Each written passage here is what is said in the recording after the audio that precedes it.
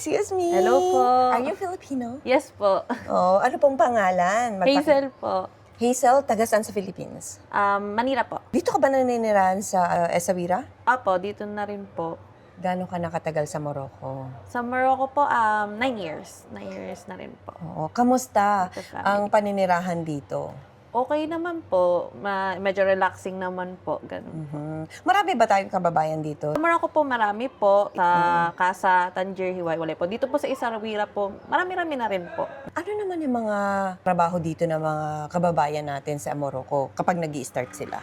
Start po talaga mga nanny, ganun po. Iba po, restaurant po, mga ganun po. Minsan sa mga hotel, meron din po tayong sa medical, syempre mga Filipino po, sa hospital, ganun po. Pero mas karamihan po talaga nanny po. Sa bahay, linis, ganun, cleaning, ganun. Magkano naman ang per ora? Bigyan mo kami ng idea. Per ora ng trabahador dito. Kunyari, nani. Magkano ang per ora ng nani? Dati kasi ang first ko, 2016, nasa $400. Ano ito? 4,000 dirham. For 1 month? For 1 month po. Okay. Yun po yung dating minimum po. Ngayon po, etong taon po, tumaas na po sila, 5,000 po, ganon. Tapos, depende na rin sa usapan ng mga amo ko yung mga day off nyo po. Dati kasi, wala po talaga pinagbabawal po ang day off talaga. Siguro, sa isang buwan, 2 times lang po pwedeng lumabas, ganon po. Nung nagtatrabaho sa nani, ilang oras naman ang trabaho nun? That time is like, lagpas sa kontrata, 8 hours lang. Pero syempre, ikaw ang, tayo kasing mga Pilipino, kapag nag-aalaga ng bata, parang anak na rin natin.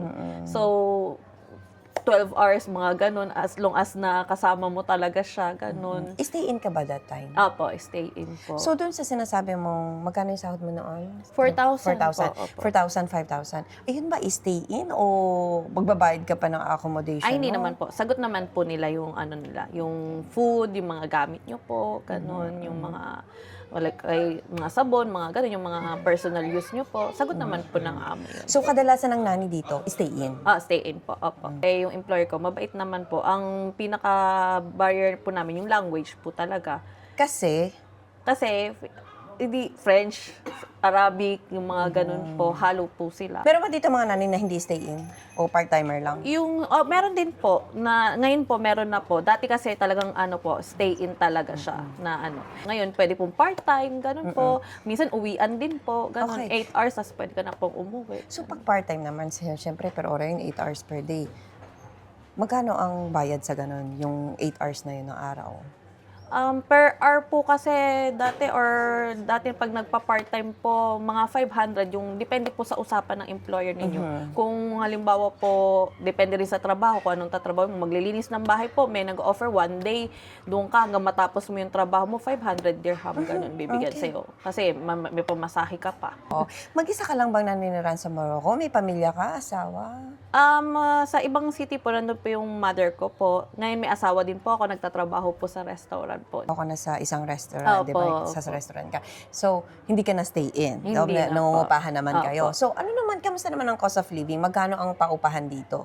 Kasi po yung sa amin po is 2,000 na sa ganun po yung minimum po. Pero may mas mura pa pong makikita doon. Depende rin po sa ilang rooms ang kailangan nyo po. Sa amin po kasi for example, sa amin po, 2 bedrooms po. So mga dito po sa Essaouira is mas mababa po kaysa sa iba pong mga lugar pa po. Basta naman ang kuryente, tubig. Mababa lang naman po ang tubig at kuryente dito. Mataas na po yung 100 sa kuryente, tubig. 100 dirham, ganun po. Minsan umaabot lang po kami 20, 30, ganun po. 20 dirham. Po. Kada buwan ba ito? Opo, kada buwan po. Wow. Kaya ang baba lang din Oo. po. Yung mga internet, pamasahe, transport. Yung internet naman po namin, 250 ang wifi per month po. Dirham naman po. Okay. So, yung pamasahe naman, kunyari, na maglabas ka, magkano ang transport dito ng bus sa Dito po sa Essaouira? Essaouira naman po, taxi po dito, 8 dirham lang po. Kapag kahit sang lugar po. Tsaka hindi po sila masyadong abusado po. Hindi po kagaya sa na porket foreigner kayo, sisingilin kayo ng malaki. May metro naman po sila. Siguro mga nasa 10 dirham, yun na po ang pinakamalaki. Kamusta naman yung struggle mo on the first year dito sa Morocco? Homesick po talaga. Yun talaga yung natin mga OFW, mamimiss yung family po. Kasi po may mga anak din po ako sa Pinas. Ganun.